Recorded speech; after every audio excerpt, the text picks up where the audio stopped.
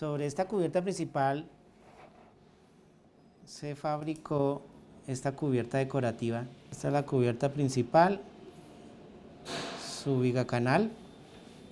Y la idea era sobre esta montar nuestra lámina con una estructura que le iba a levantar unos 15 o 20 centímetros con la correa. Esta correa que está aquí iba en las dilataciones de cada pieza de lámina. Sí. Y entre lámina y lámina hay una dilatación de 3 milímetros. Después de tenerla ya así lista, se aplicó un ácido muriático con una mezcla de sulfato de cobre en ciertas proporciones. Se deja que él actúe sobre la lámina. Este procedimiento es relativamente rápido, o sea, en unos 2-3 días ya la lámina ha tomado el color. Y luego de eso se le aplica una capa de cera para sellar ese óxido. Sí. Cuando uno dice sellarlo o bloquearlo es para que no siga oxidándose. Tenía un grado de inclinación pues, más o menos fuerte. Entonces, y como tenía una capa de impermeabilización ya, con el rocío, porque aparte de eso que el clima ya es un poco de lluvia fuerte, rocío, entonces era muy resbaloso. Entonces el equipo tuvo que utilizar arneses de seguridad y todo esto para montarla. Eso por un lado, el clima por el otro. También el acceso en esa época, como es en una montaña, llegar allá con el camión pesado, eso fue complicado, el camión no llegó, patinó, tuvimos que bajar las láminas y casi que subirlas al hombro. Esos fueron los retos, los principales retos.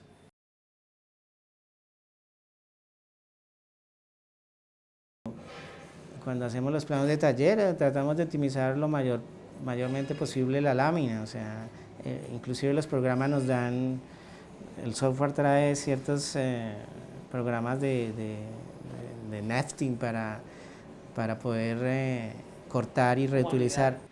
Entonces, tener estas máquinas de control numérico agilizan el trabajo, la calidad aumenta, sobre todo en procesos donde es en serie, o sea, productos que es en serie. Pero yo admiro el herrero que hacía su trabajo a toda mano, o sea, y se demoraba más y no necesitaba que el computador, que la simulación. En esa época no se manejaban los computadores ni nada, todo era con el metro, con cálculos, con trazos de caldería. Eso es de admirar. Ya hoy en día la tecnología nos lo da, nos da las herramientas y es bueno utilizarlas.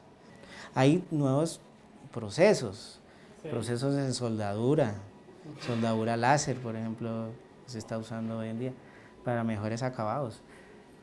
Con el metal se pueden hacer tantas cosas que dicen que el hierro no es un metal noble. Yo pensaría que sí, sí, como tal es noble porque se deja trabajar, puede jugar y hacer formas con él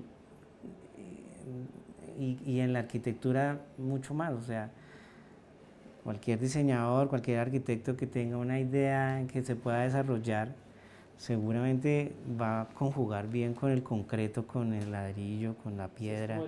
Sí, o sea, es un complemento, o sea, y aquí lo demuestra, esta cubierta lo demuestra.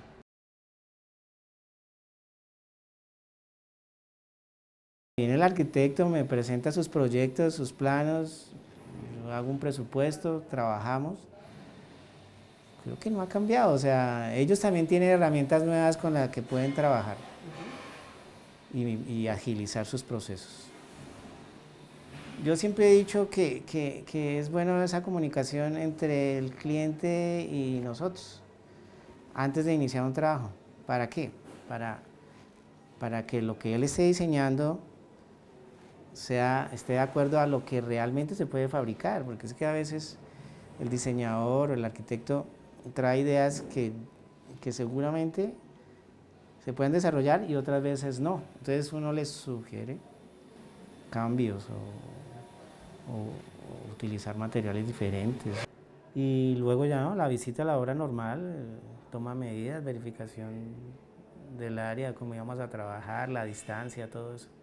Allá con el maestro residente y el señor de impermeabilización nos reunimos para ver cómo íbamos a ejecutar la obra.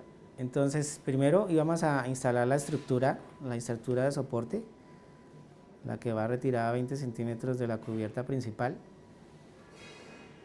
Instalamos eso, llegó el señor de impermeabilización, terminó de sellar toda esa parte para evitar filtraciones, y sí, después llegamos con nuestras láminas y terminamos de forrar la cubierta.